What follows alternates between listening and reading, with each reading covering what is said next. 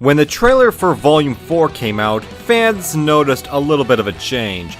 The animation was different, the Grimm looked different, the characters were wearing different outfits. When it finally came out, the reception was mixed. A few months later, after the events of the last volume, Ruby, Nora, John, and Ren had formed Team Ranger, or Team Junior. That's actually a good joke. How can I be more clear? 1, 2, 3. That's more than 1. But we're helping Ruby with her objective.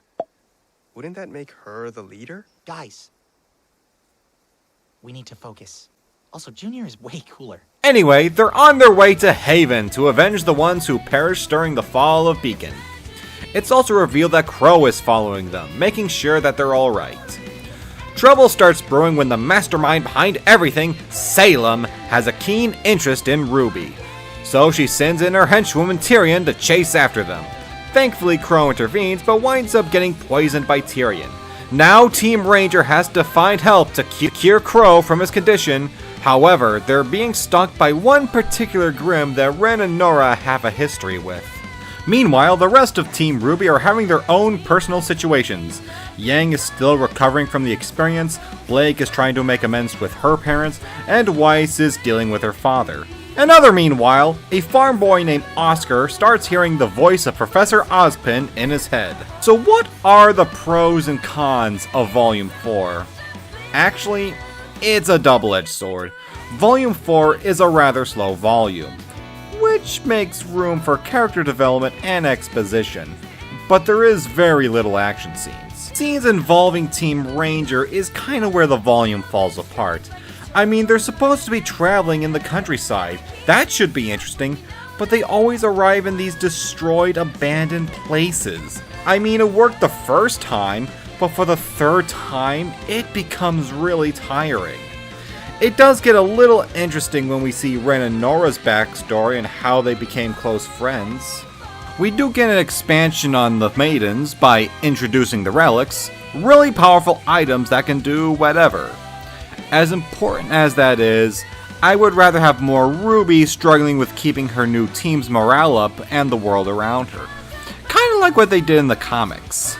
We do get a little bit of development with Cinder, but I feel they should have done more with it, like they should have given us her backstory or something, which they will eventually do in a future volume. The stuff about Oscar and Ozpin sharing the same memories is interesting, but there's not much of it. Is an excellent creepy villain, but he's really underused. Once his tail gets cut off, that's it. He doesn't continue the hunt, he just runs back to Salem. The animation is good, it looks like something you could actually see on TV. In fact, it kinda resembles the animation used in Stormhawks, which looks eerily similar. There are two downsides to the new animation. One, the character models kinda look awkward in some shots, and the lighting is overexposed. Okay, let's talk about the good stuff. Everything with Yang, Blake, and Weiss, I love the shit out of. We see how the Schnee family operates, and we see how Weiss's father manipulates her to get what he wants from her.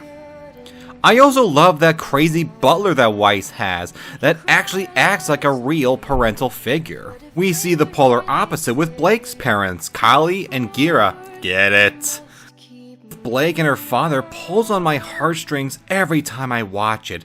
It's just heartwarming to see that this guy still loves his daughter even after all the drama that has occurred in the past. Yang has possibly the best story out of all of them. She has grown so used to having one arm. Even when she has the opportunity to replace that arm, she hesitates. She's afraid that she might lose another part of herself to Adam Taurus or whatever. Man, that is so much more interesting than any action scene or any plot exposition in this entire volume. The volume still maintains the dark tone from Volume 3, but in a very different way. Instead of taking an apocalyptic tone, it takes a post-9/11 tone. That is told through the imagery and the context of what happened before.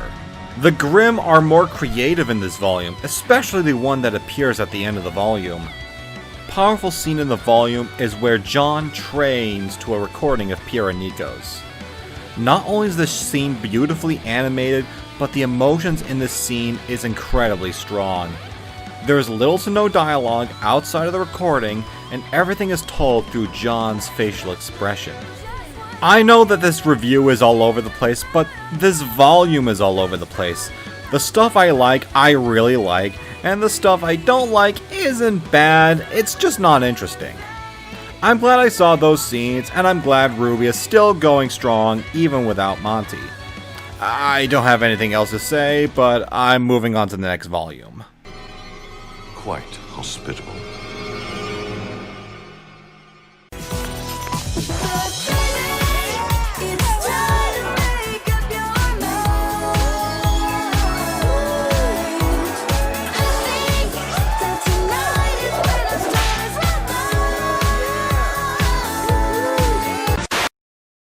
Boy, that would have been a very different movie.